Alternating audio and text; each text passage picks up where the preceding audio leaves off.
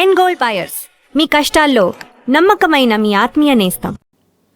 కాబట్టి హైదరాబాద్కు ఒక ఐటీ హబ్గా కానీ ఒక విపరీతమైన లక్షలాది ఎకరాల భూమి ఉన్నది, రింగ్ రోడ్లు వస్తున్నాయి. కాబట్టి హైదరాబాద్కు భవిష్యత్తు ఉన్నది. ఇటువంటి హైదరాబాద్ను బీజేపీ వదులుకోదు. దక్షిణాదిలో ఏకైకగా మిగిలింది ఈ తమిళనాడు. ఇప్పుడు కర్ణాటక అయితే ఇదివరకు పరిపాలించింది, హిమాచల్ ప్రదేశ్ వస్తుంది. తప్పకుండా ఈ తెలంగాణ వచ్చేటువంటి అవకాశం ఉన్నది. కాబట్టి ఇది తప్పకుండా. ఇప్పుడు కాంగ్రెస్లో ఒక ప్రచారం చేస్తున్నారు, అంటే నెక్స్ట్ ఎన్నికల్లో బీఆర్ఎస్ బీజేపీ కలిసి పోటీ చేస్తాయి, పొత్తుంటుంది అని. ఒక్కటే నాకున్న ఐడియా కూడా బీఆర్ఎస్కు నాయకత్వం ఉన్నదండి. బీఆర్ఎస్కు మాకు ఏ మాట ఆ మాట మాట్లాడుకోవాలి, నాయకత్వం ఉన్నది. అవును, కానీ ఓటర్ లేడు. పోతే వీళ్ళు ఏంది ఇప్పుడు వాళ్ళు ఎక్కడ సభలు పెట్టినా యువకులు, యువతరం లేదు. ఓకే, మిడిలిస్టే ఉన్నారు, మిడిల్ ఉన్నారు వాళ్ళకు. ఎందుకంటే ఆనాడు యువకులుగా ఉద్యమంతో పనిచేసిన వాళ్ళు నా ఏజ్ గ్రూప్ అయిందండి. నాకంటే చిన్నోళ్ళు ఉన్నారు, 70 దాటిండ్రు, లేకపోతే 40 దాటిండ్రు.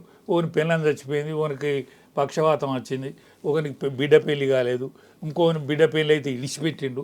నానా రకాల బాధలలో ఉన్నారండి. కానీ సెకండ్ లీడర్ వాళ్ళకు ఉన్నాడు. ఆ సెకండ్ లీడర్ ఎప్పుడైనా లీడరు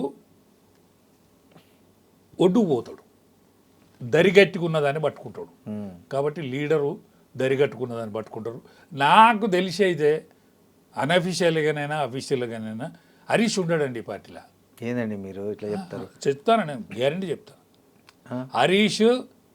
హరీష్ బీజేపీకి టచ్లు ఉన్నాడు. ఆయన వైపు నేను సచ్చే వరకు బీఆర్ఎస్ అంటే మా మామ. రాజకీయ నాయకులు అట్లే అంటారు. అంతేనా? మీరు ఒక బీజేపీ నాయకుడిగా ఉండి రాజకీయ నాయకులు అట్లే అంటారు.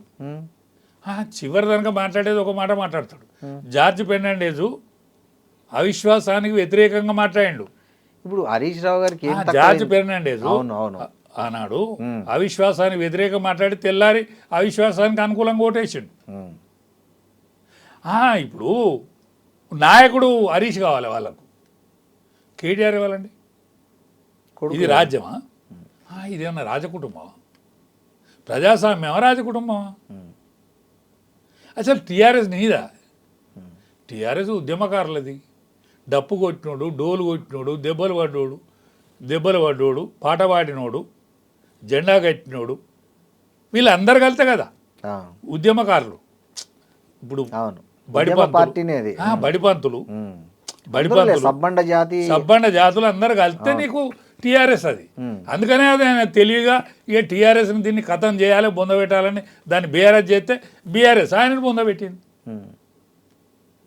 బీఆర్ఎస్ అనేది ఆయన పొందబెట్టింది. ఇప్పుడు మీరు చెప్పిన స్టేట్మెంట్ ఇప్పుడు చాలా మంది రూమర్లు ఉన్నది, మీరు మళ్ళీ ఆన్ రికార్డ్ చెప్తున్నారు. నేను ఆన్ రికార్డ్ చెప్తానా, రేపు రాబోయే రిజల్ట్ గిట్లే ఉంటుంది. రాబోయే రోజులల్లో ఇది మీరు చూస్తారు కళ్ళారా. ఎందుకు ఏం అవసరం హరీష్ రావు గారికి బీజేపీతో టచ్లో ఉండాల్సిన అవసరం లేకపోతే ఆయన రాజకీయ జీవితాన్ని అయితే క్లోజ్ చేసుకోడు కదా. టీఆర్ఎస్ కానీ అది బీఆర్ఎస్ కానీ అది క్లోజే. ఇప్పుడు ఎగ్జాంపుల్, అరే నీకు నీ బిడ్డే కాంతలేదు నీ పార్టీని, నిన్నెవడు చూస్తురా? నీ బిడ్డే ఇటలేదు నీకు, ఇంకెవరు చూస్తారు? కరెక్టే. కానీ ఇప్పుడు నేను ఒకటి అండి, ఇప్పుడు ఆయన సీఎం అవుతాడా బీజేపీలోకి వస్తే హరీష్ రావు గారు? కారు. మరి ఎందుకు వస్తాడు? ఆయన లీడర్షిప్ను కాపాడుకోవాలి, ఆయన లీడర్గా ఎమర్జెన్సీ కాపాడు. ఆయన ఇక్కడ ప్రముఖ లీడరు, ఆయన ప్రముఖ లీడరే, కానీ ఓడిపోయే లీడర్ అవుతాడు. ఓడిపోతాడా? సిద్దిపేటలో ఓడిపోతాడు. ఏందండి ఓటమి? సిద్దిపేటలో ఓడిపోతాడు. కేసీఆర్ ఓడిపోతాడు అనుకున్నారా అండి? కామారెడ్డిలో ఓడిపోయింది. సిద్దిపేట ఇప్పుడు ఎప్పుడైనా కేసీఆర్ ఓటమిని ఎరుగుతాడు, ఓటమి వస్తుంది అని. హరీష్ రావు గారి మీద గెలిచే మగాడు ఏ పార్టీలో ఉన్నాడు అంటారు మీరు? సిద్దిపేటలో బీజేపీలోనే ఉంటాడు. ఎవరండి బీజేపీ? మళ్ళీ బీజేపీలోనే ఉంటాడు.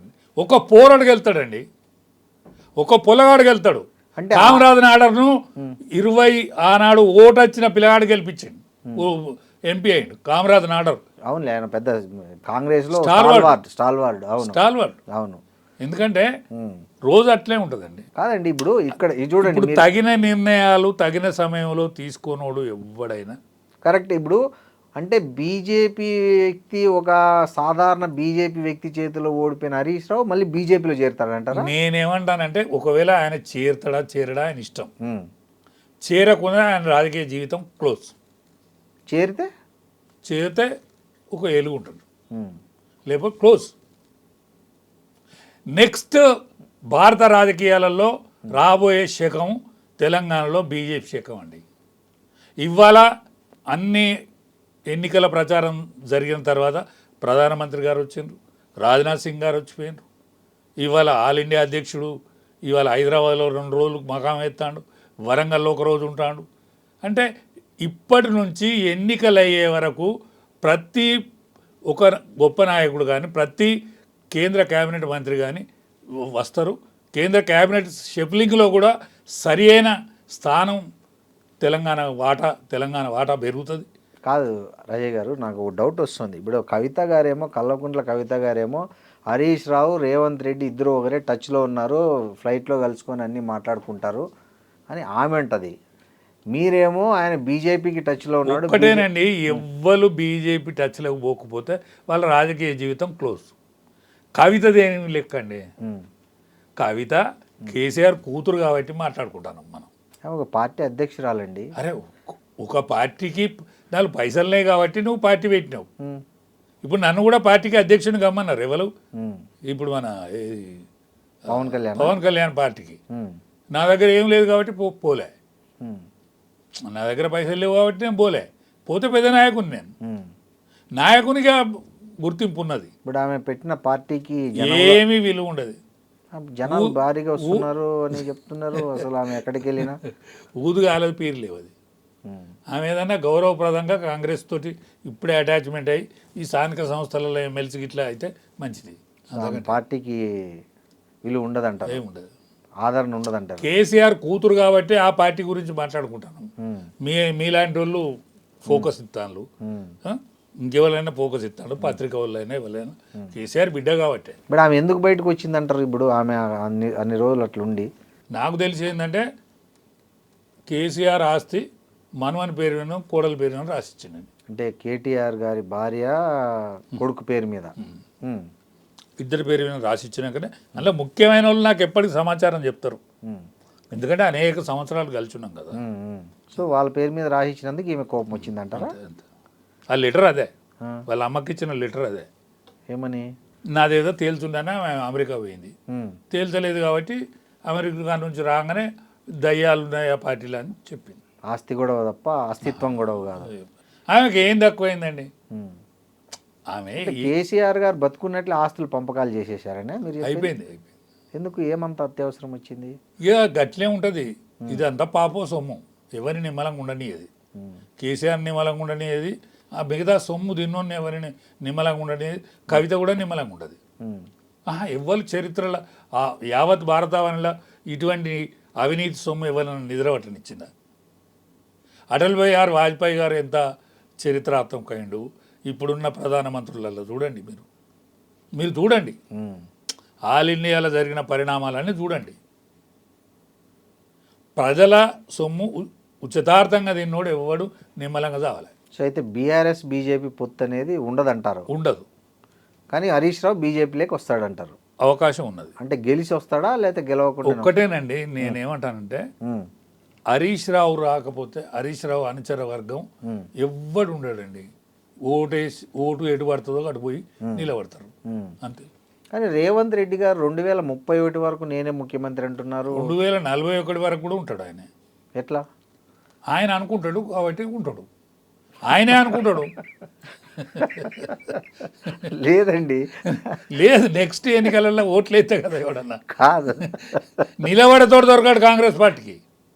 అంతేనా? నిలబడేతోడు దొరకాడు కాంగ్రెస్ పార్టీకి. 2030 కాదండి, ఆల్ ఇండియా రాజకీయాలు చూడండి మీరు. బెంగాల్ బాయ్ మొన్న బెంగాల్ మొత్తం లేకుండా పోయిందా? అవును.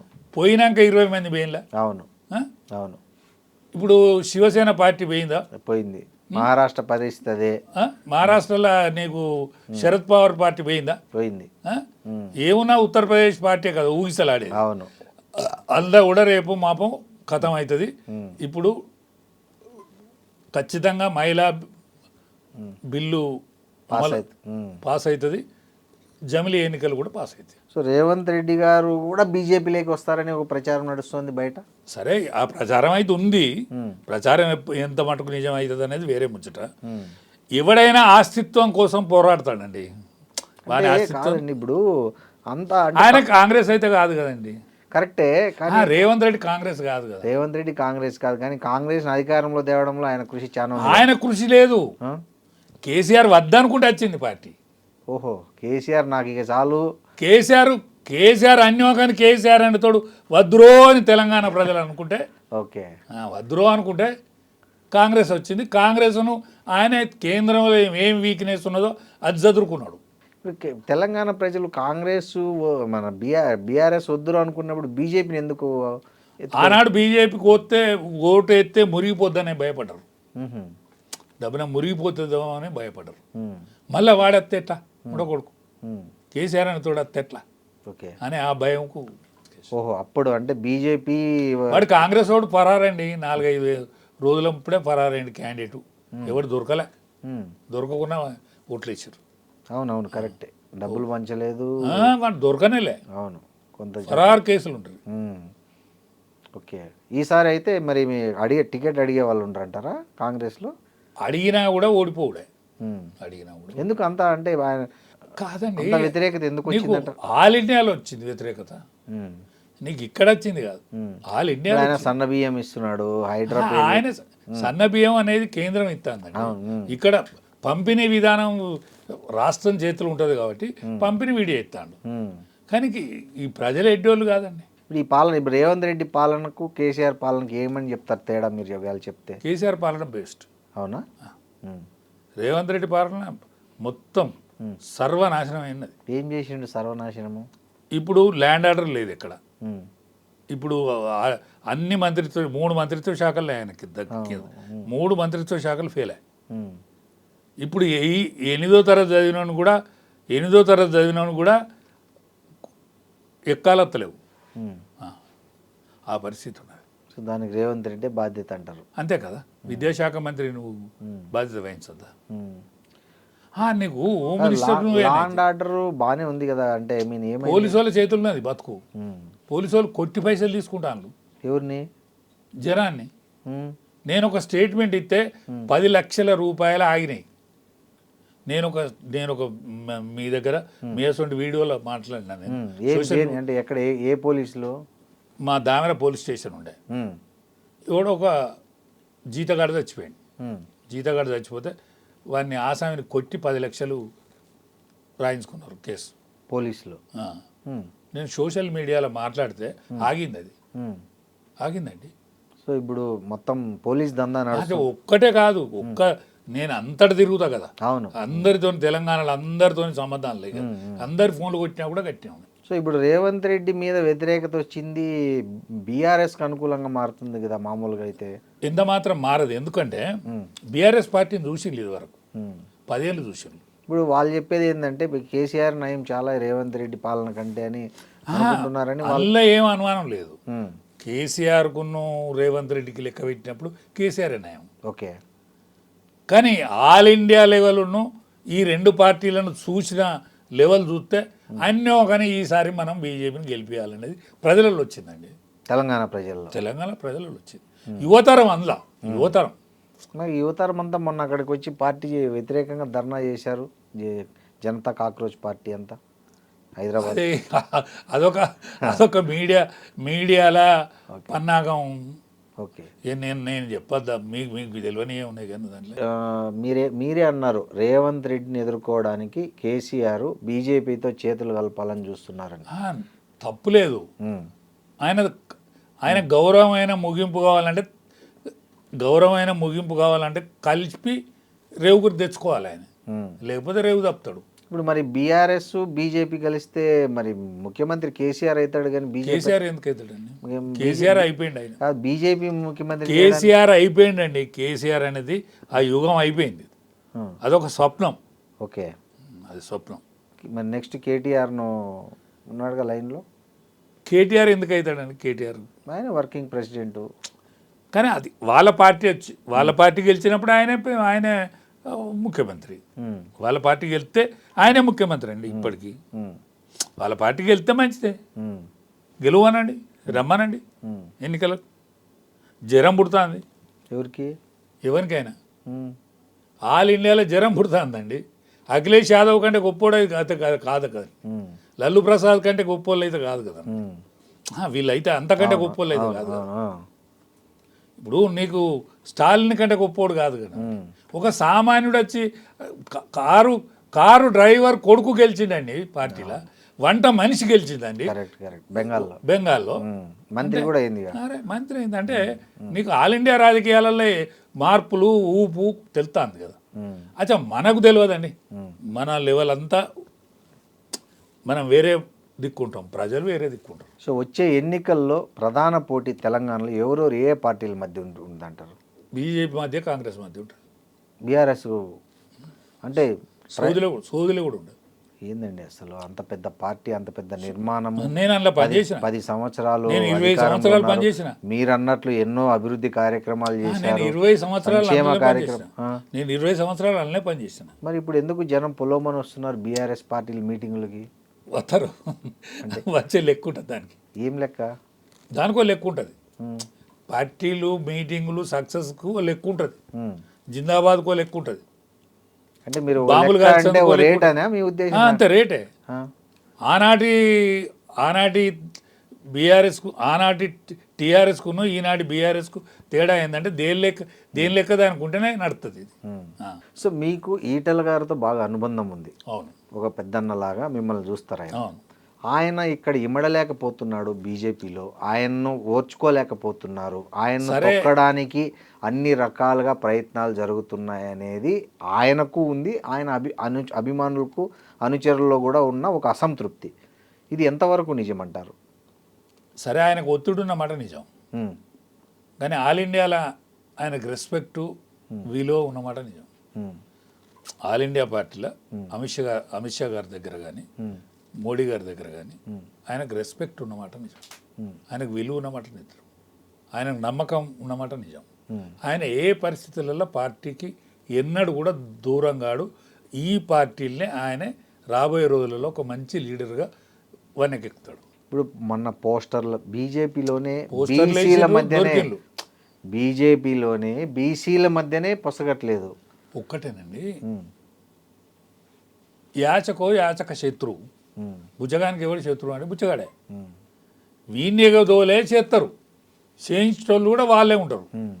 కానీ ఏం కాదు, రాబోయే రోజులు మంచి రోజులు ఉంటాయి ఈటల గారికి. ఇప్పుడు మొన్న బండి సంజయ్ కొడుకు ఇష్యూ జరిగింది, అట్లాంటి బీజేపీకి మైనస్ కావా రేపు ఎన్నికల్లో? ఒకటేనండి, ప్రతిపక్షాలు దాన్ని అస్త్రంగా ఎవ్వరు తప్పు చేస్తే వాళ్ళకు అవుతుంది తప్ప పార్టీకి ఎట్లా అవుతుంది? ఎవరు పొరపాటు చేస్తే వాళ్ళకి అవుతుంది. వీళ్ళలో బండి సంజయ్కి కూడా కాకపోవచ్చు, బండి సంజయ్ కొడుకు అవుతుంది నష్టం.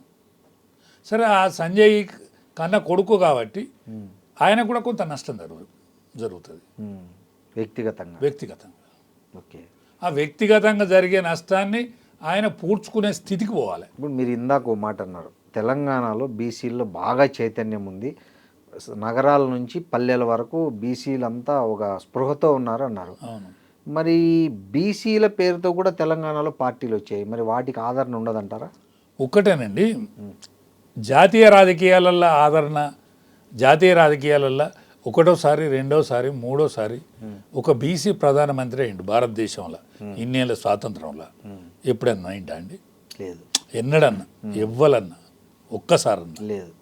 కాబట్టి బీసీలకు ఆదరణ అనేది ఆల్ ఇండియా లెవెల్లో ఉన్నది. కాబట్టి వీళ్ళందరూ కూడా చేసిన పోరాటం వృధానేం పోదు. వీళ్ళు చేసిన పోరాటం కూడా రేపు కాబోయే ముఖ్యమంత్రికి ఆసరాగా నిలుతుంది.